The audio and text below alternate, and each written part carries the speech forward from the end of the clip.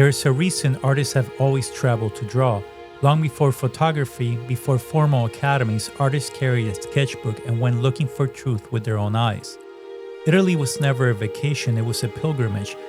For centuries, artists undertook what became known as the Grand Tour, a journey meant to train the eye, refine judgment, and understand how art, history, and place are inseparable. When Turner traveled throughout Italy in the 19th century, he did not go in search of finished paintings. He went to see.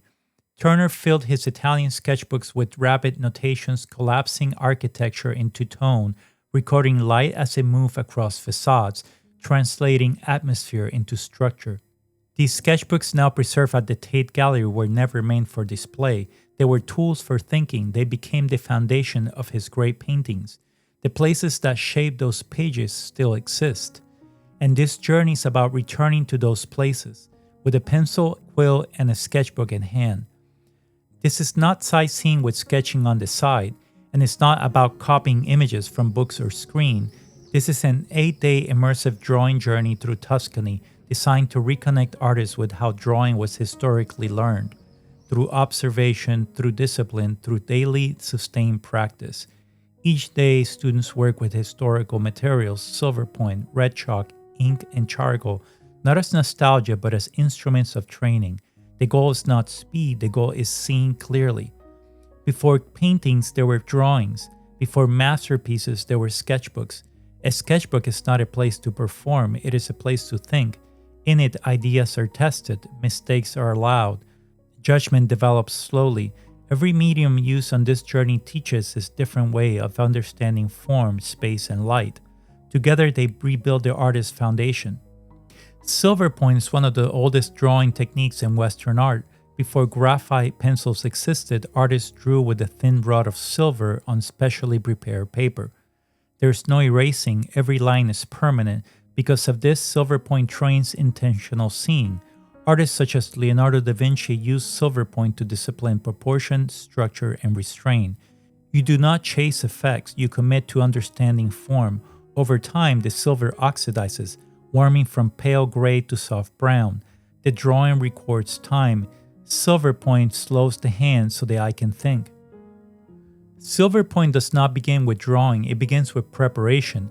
Unlike graphite or ink, silverpoint requires a specially prepared surface, a ground capable of receiving metal and holding the line. Historically, artists coated paper with finely ground chalk or bone, bound with animal glue or gum. This created a subtle abrasive surface. Without this ground, the silver would glide across the page without leaving a trace. Our journey begins in Siena. Siena rose to prominence in the Middle Ages as a powerful banking and trade city, rivaling Florence in wealth and influence. But Siena's artistic vision followed a different path. As a civic republic, Siena emphasized moral order, balance, and communal responsibility. This worldview shaped its art. Sienese painting valued clarity, rhythm, and line over illusion. Images were meant to instruct, to moralize, and to guide belief. With Simone Martini, line becomes lyrical and calligraphic. Figures float, gestures elongate, movement becomes symbolic. Siena's drawing traditions does not end in the Middle Ages, it transforms. In the 16th century, Domenico Beccafumi emerges as one of Siena's most experimental minds. While Beccafumi is often discussed as a painter, some of his most radical drawings were created for stone inlaid work, the marble intarsia floors of Siena's cathedral. These large-scale cartoons were designs for commezzo, images constructed from precisely cut pieces of stone.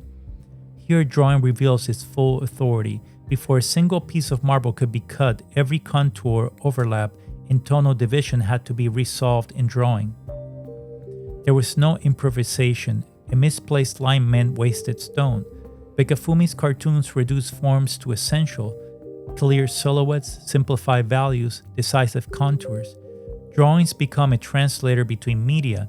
The same intelligence applies to painting, fresco, stone, architecture, and sculpture. Beccafumi teaches that drawing is not tied up to one medium. It is a way of thinking capable of shaping any material. This journey is not about producing finished work, it's about living with the process, a way of seeing.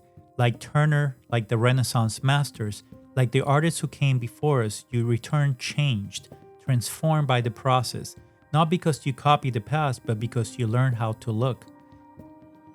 If you like this video, consider subscribing to my channel. And if you want to join me in this amazing sketchbook tour throughout Italy, make sure to visit my page Atelier School for more information. Thank you for watching.